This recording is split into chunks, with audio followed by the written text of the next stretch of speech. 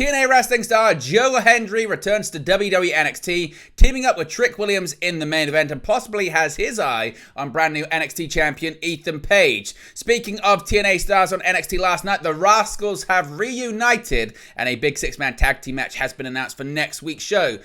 Jensen apologizes to NXT general manager Ava and attacks Javon Evans backstage as his storyline continues. Cedric Alexander and Ashanti the Adonis have confirmed their switch to WWE NXT. Mercedes Mone, a big segment has been announced for her, a double championship victory toast tonight on AEW Dynamite. Shelton Benjamin addresses Max Caster saying he doesn't want him in All Elite Wrestling, and Shayna Baszler's opponent for Bloodsport has been revealed.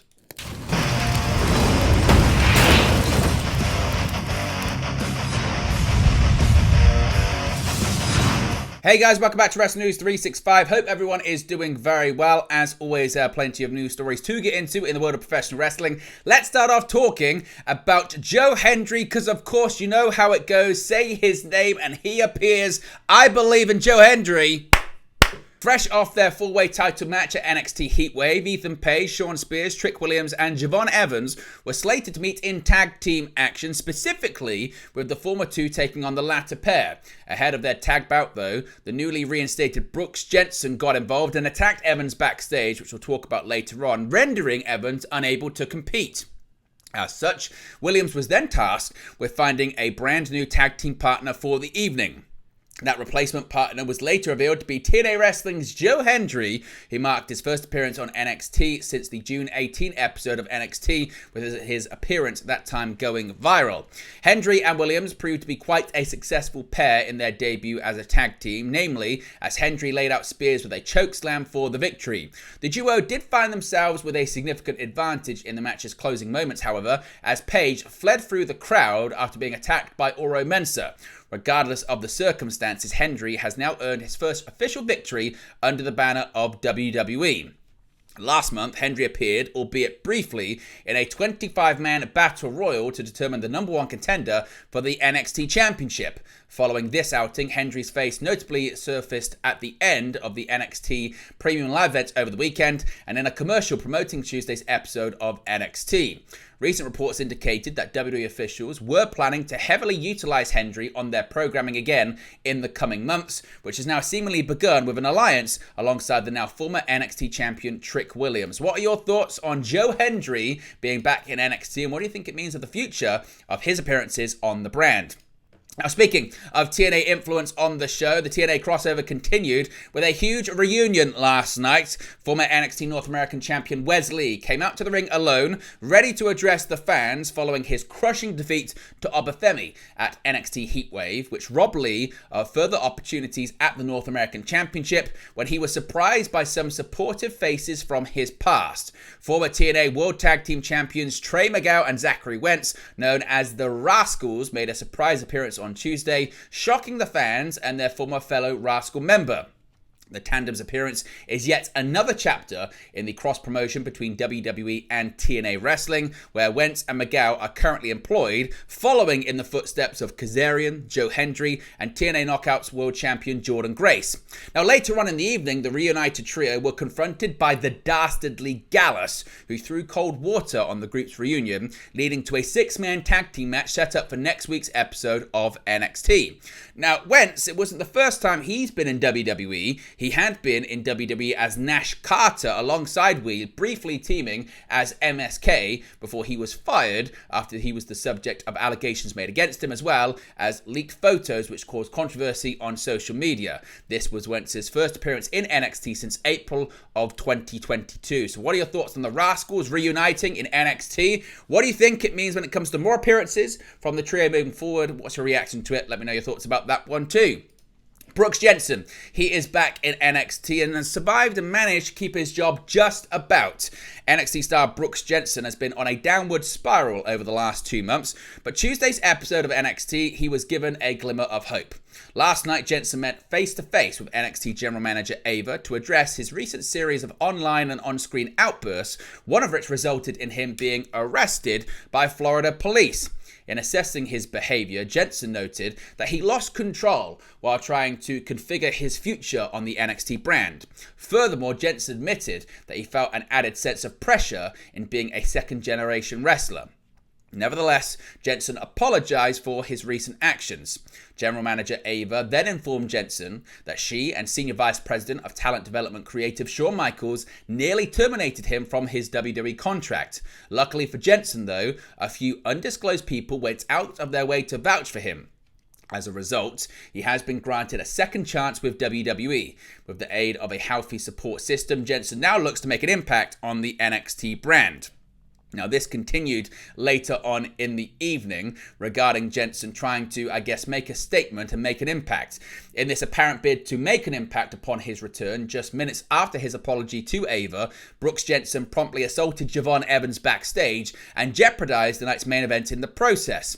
While Jensen's former tag team partner Josh Briggs arrived on the scene to try and stop Brooks from further attacking Evans, Briggs also revealed that he was one of the people who had vouched for Jensen and persuaded Ava and Shawn Michaels not to release him. Later, Ava would tell Brooks Jensen that if Javon Evans was cleared to compete next week, they would have a match on the July 16 edition of the show.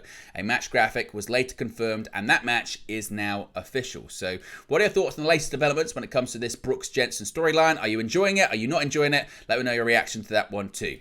Now, we got some brand switches last night from some names we haven't seen on WWE television for quite some time. Following the July 9 edition of NXT, WWE superstar Cedric Alexander has confirmed his move over to the NXT brand. On last night's episode of the show, former Cruiserweight champion Cedric Alexander appeared in a backstage segment with NXT GM Ava that was set up by Stevie Turner. Turner and Robert Stone have been vying for the favour of Ava, that rhymes, over the past few weeks. During the segment, Alexander announced that he is officially joining the NXT brand. Stone then introduced and inserted Alexander's tag team partner, Ashanti the Adonis, into the meeting with Ava of their own. The duo of Alexander and Adonis have been part of the SmackDown brand on the main roster and began teaming in dark matches during SmackDown TV tapings in December of last year.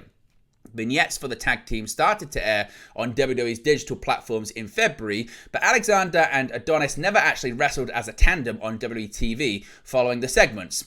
Now, Alexander has sporadically been used as an enhancement talent in 2024 on the SmackDown brand as part of the WWE Speed Show on X. If we get any more details and plans for the duo moving forward in NXT, we'll let you know in an upcoming video. Now, Mercedes Mone, a segment regarding the double champion, has been announced for tonight's edition of AEW Dynamite on TBS. Last week, All Elite Wrestling EVPs Matthew and Nicholas Jackson coordinated an in-ring celebration for Mercedes Mone, who currently holds both the TBS Championship and the New Japan Strong Women's Championship as well. Rather than celebrating, though, Mone traded barbs with the recently returned Britt Baker. With Mone's double championship coronation spoiled, AEW President Tony Khan has arranged another opportunity for the CEO to clink her metaphorical glass on this week's episode of AEW Dynamite. Mone's status as a double champion comes on the heels of a title-for-title match against the now former New Japan Strong Women's Champion Stephanie Vacqua at AEW and New Japan's Forbidden Door crossover pay-per-view. While Vacqua's efforts earned her notable cheers from the audience in attendance, they weren't enough to defeat Mone, who forced Vacqua to tap out to the crossface. Following Mone's victory, Baker made a surprise return to confront her, making it clear that her sights were set on both the TBS Championship and the New Japan Strong Women's Championship too. During their face-off on the subsequent episode of Dynamite, Baker then challenged Mone to a match at AEW All-In later on this year at Wembley Stadium on August 25. As of now, Mone has yet to accept. Baker's return to AEW TV comes after a 9-month absence that was plagued with a series of health concerns, including some herniated discs, a torn hip labrum, and a mini stroke. Luckily, Baker has since recovered from all of these aforementioned issues and, as of last week, is cleared to resume in-ring competition. Now, speaking of AEW, there were some rumours at one point that former WWE star Shelton Benjamin could soon become All Elite, and there was some pushback from some names on the AEW roster, including Max Caster, pretty publicly. Now, former WWE superstar Shelton Benjamin has ventured back into the world of independent wrestling since his WWE release in September of last year. He has competed for the likes of Prestige Wrestling in the United States, Progress in the United Kingdom, and APC in France. However, many people have wondered if he would ever join AEW. AEW, given his rapport with the fans.